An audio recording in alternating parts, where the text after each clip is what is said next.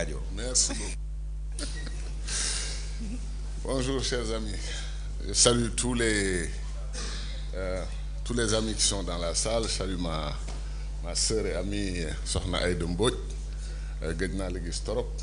Très très heureux de te voir et de voir tous les autres amis ñi nga xam ne fii xàmme naa leen, je les connais bien.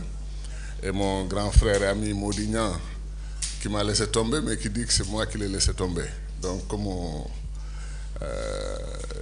il reste vraiment un grand frère que j'ai connu il y a très longtemps et que je salue. Je vais aussi être bref comme les autres. Je ne représente pas une coalition, je fais partie de coalition, mais je n'ai pas de mandat pour venir les représenter.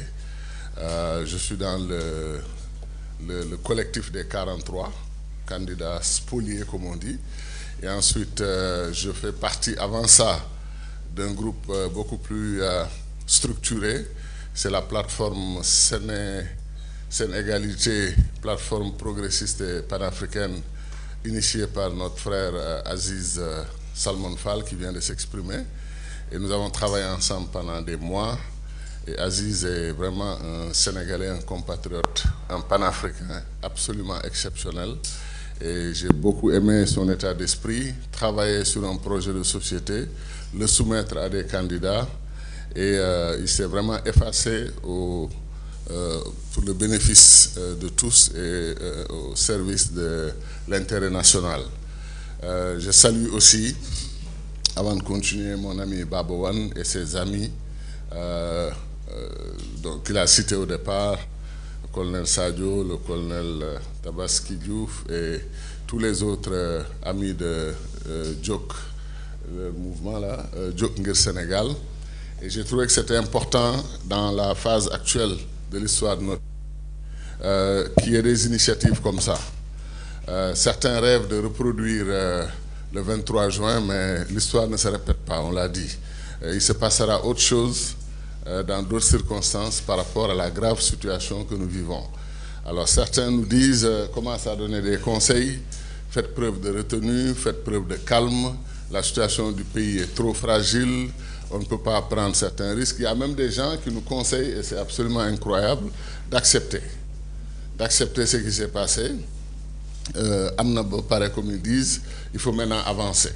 Alors, si on avance dans ces conditions, ça veut dire qu'on va aller aux élections dans un contexte où il y a beaucoup de frustration et 40 et quelques ou 60 et quelques candidats qui ont chacun présenté près de 60 000 parrains, donc qui ont des soutiens importants dans le pays, vont se retrouver sur la marge ou sur la touche, non pas parce qu'ils ont démérité, mais parce que ça a été décidé, soit par, comme disent certains, un logiciel, ou décidé par un mécanisme qui a été mis en place, qui est absolument ahurissant.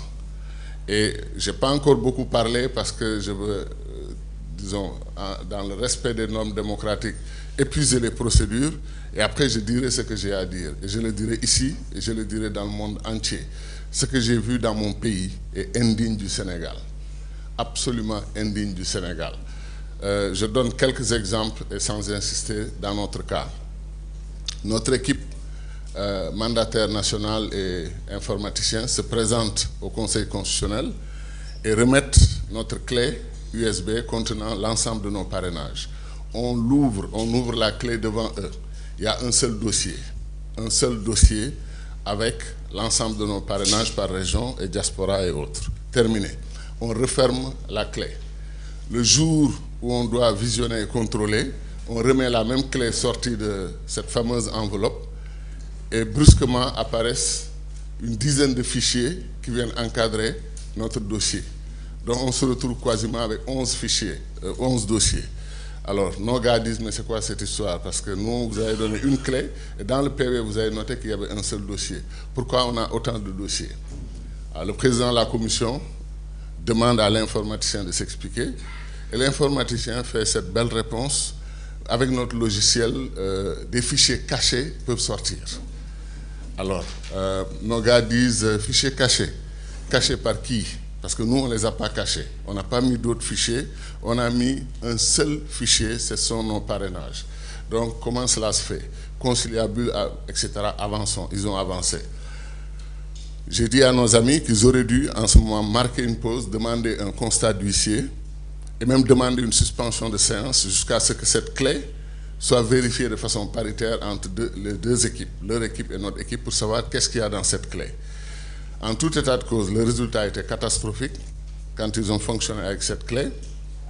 Et ils nous ont sorti, après les 10 000 doublons qu'ils ont identifiés, donc on était encore à 48 000 parrains qui semblaient corrects, et tout d'un coup, ils nous ont sorti la bombe atomique, que sur les 48 000 qui restaient, il y a 39 000 qui ne sont pas dans le fichier national.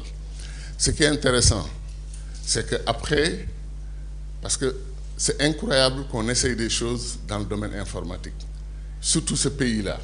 C'est non seulement une terre d'intelligence en général, mais on a parmi les meilleurs informaticiens du monde. Ça leur a pris quelques heures ou quelques jours pour comprendre ce qui a été fait. Quelqu'un s'est arrangé pour prendre notre fichier, qui était bien entendu formaté en français. Les jours, les dates d'expiration des cartes d'identité sont données par jour, mois et année. En le mettant, en choisissant de le lire en anglais, les dates changent et deviennent mois, jours et années. Ça élimine d'emblée ce qu'ils ont choisi d'éliminer. Parce que ça pouvait éliminer les 58 900, je ne sais pas combien, tout d'un seul coup. Mais ça a choisi d'éliminer un certain nombre. Ça, c'était le premier coup qui a été fait. Le deuxième coup, et le deuxième coup est absolument extraordinaire.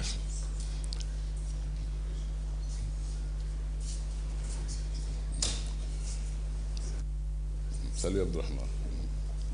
Alors, ça c'était le premier coup. Deuxième coup qui a été fait, c'est que quand on a bien regardé le compte-rendu qu'ils nous ont donné de l'examen de nos parrainages, on se rend compte que, je ne vais pas vous donner le chiffre exact, mais il y a 3300 et quelques noms qu'ils ont modifiés dans notre fichier. Ils ont modifié, comment on l'a vérifié? On a le fichier original. On a juste pris le fichier original, on l'a copié une seule fois dans la clé USB qu'on leur a remise. Et cette clé USB, analysée et le compte-rendu fait sur la base de la clé qu'ils avaient, notre fichier, maintenant, a 3000 et quelques noms, prénoms qui ont été changés.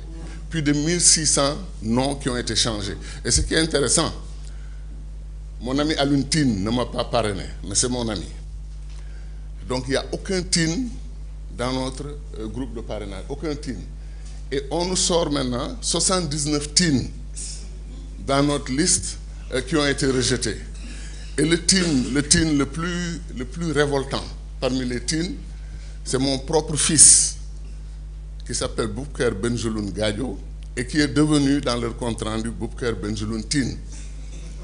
Rien que pour ça, je pouvais porter plainte. Et maintenant, il rejette Boubker Benjeloun Tin en précisant que son nom de famille, ce n'est pas Tin, c'est Gadio. Comme si moi, je ne connaissais pas le nom de famille de mon fils. Après ça, il y a eu sur les numéros d'identification nationale un jeu absolument extraordinaire des chiffres qui ont été ajoutés.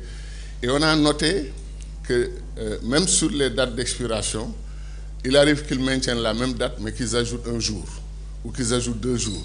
Parfois même qu'ils ajoutent 1 mois. Mais c'est un massacre extraordinaire qui a été fait, et pour moi un ciblage pour éliminer certaines personnes qu'on ne voulait pas voir dans ces élections, parce que sûrement ils ont des choses à dire, ils ont une vision, ils ont un engagement pour leur pays et pour l'Afrique, et donc il fallait prendre de telles décisions. Voilà comment on s'est retrouvé avec cette situation catastrophique. Alors nous, ce qu'on a fait, on a documenté. On a fait une lettre de réclamation avec 130 feuilles de preuves que tout ce qu'ils reprochent à notre dossier, c'est eux qui l'ont introduit dans la clé, dans le dossier. Et que voilà, voici les preuves. On dit, vous avez changé tel nom, voici le fichier original qu'on vous avait donné, c'était ça le nom. Et puis on se retrouve avec les noms, tout ce qui est si, les noms poulard particulièrement. Tout ce qui est si devient li, tout ce qui est li devient si. Donc ces gens sont éliminés. Et après, dans le ciblage des TIN, les serreurs sont nos parents, ça c'est vrai. Mais il ne faut pas forcer. Il ne faut pas forcer. C'est-à-dire les TIN qui ont été changés, on ciblait les noms de famille patronymiques Diallo, Ba, Sow, Gadio, Li, etc. C'est-à-dire que des noms de famille pulaar. Donc je ne sais pas pourquoi c'est comme si quelqu'un s'amusait en organisant toute cette histoire-là. Donc moi,